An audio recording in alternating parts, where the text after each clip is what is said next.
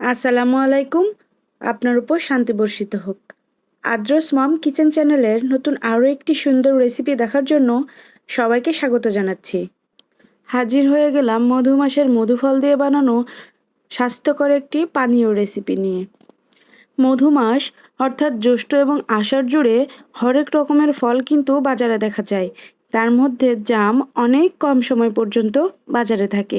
এই কম সময়ের মধ্যে যদি এর পুষ্টিগুণ হাসিল করতে না পারি তাহলে কেমন হয় বলেন তো?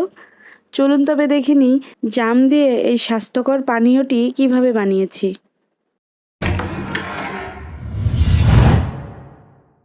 জামের এই পানীয়টি বানানোর জন্য আমি এখানে পাকা পাকা জাম নিয়েছি, দেখতে পাচ্ছেন।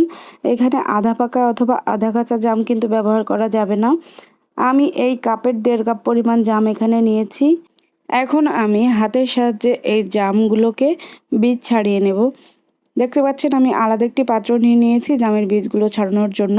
তবে কেউ যদি চান অবশ্যই পটেটো ম্যাশার ব্যবহার করতে পারেন, তবে সেই ক্ষেত্রে অবশ্যই সাবধানতার সাথে ম্যাশারটি প্রয়োগ করতে হবে, নাহলে বেশি চাপ দিলে কিন্তু জামের বীজটা ভেঙে যাওয়ার সম্ভাবনা থাকে। তো আমি এভাবে করে সবগুলো বীজ আলাদা করে নিচ্ছি।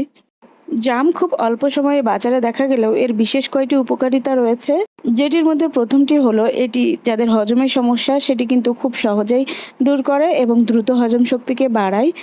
এবং যারা ওজন কমাতে চান তাদের জন্য কিন্তু খুব ভালো একটু রেসিপি, কারণ এটিতে প্রচুর পরিমাণে ফাইবার থাকে এবং ওজন কমাতে সাহায্য করে। কথা বলতে বলতে আমার জামের বীজগুলো ছাড়ানো হয়ে গিয়েছে। এখন আমি একটি ব্লেন্ডার জার নিয়ে নিয়েছি এবং তার মধ্যে এই বীজ ছাড়ানো জামগুলো আমি দিয়ে দেব।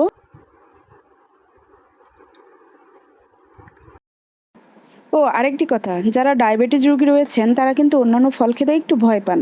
তো সেক্ষেত্রে ভয় পাওয়ার কোনো কারণ নেই, জাম কিন্তু ডায়াবেটিস রোগীদের জন্য খুবই একটি উপকারী ফল। এখানে আমি ব্লেন্ডার জারের ভেতরে 2 কাপ পরিমাণে পানি দিয়ে দিচ্ছি। যেহেতু জাম বীজ সহ আমার 1.5 কাপ ছিল, বীজ ছাড়িয়ে 1 কাপে এসে দাঁড়িয়েছে, তাই আমি ডাবল পানি দিয়ে দিচ্ছি। 2টা কাঁচামরিচ এবং 2 টেবিল চামচ বিট লবণ। এখানে আমি অনেকেই দেখেছি চিনি ব্যবহার করেন, তো যেহেতু আমি আমার বাচ্চাকে খাওয়াবো তাই চিনিটা আমি ব্যবহার করছি না। এখন আমি এগুলোকে ভালোভাবে ব্লেন্ড করে নিব। যারা নিজের ত্বককে সুন্দর, কোমল এবং মসৃণ দেখতে চান তাদের জন্য কিন্তু খুবই উপকারী একটি ফল এই জাম, কারণ এতে রয়েছে প্রচুর পরিমাণে ভিটামিন সি, যেটা ত্বককে কোমল এবং মসৃণ করতে সহযোগিতা করে।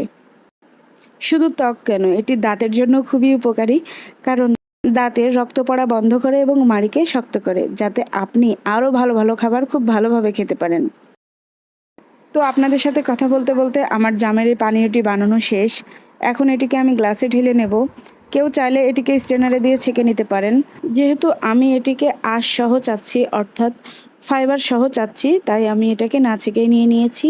আর যেহেতু আমি আবার এটিকে 1 বছর পর পাবো, তাই আমার এর ফাইবারটি বেশি প্রয়োজন, এই জন্য আমি না ছেঁকেই নিয়ে নিলাম। দেখতে পাচ্ছেন এর কালারটি কিন্তু অনেক সুন্দর হয়েছে। রেসিপিটি কেমন হয়েছে অবশ্যই আমাকে কমেন্টস করে জানাবেন।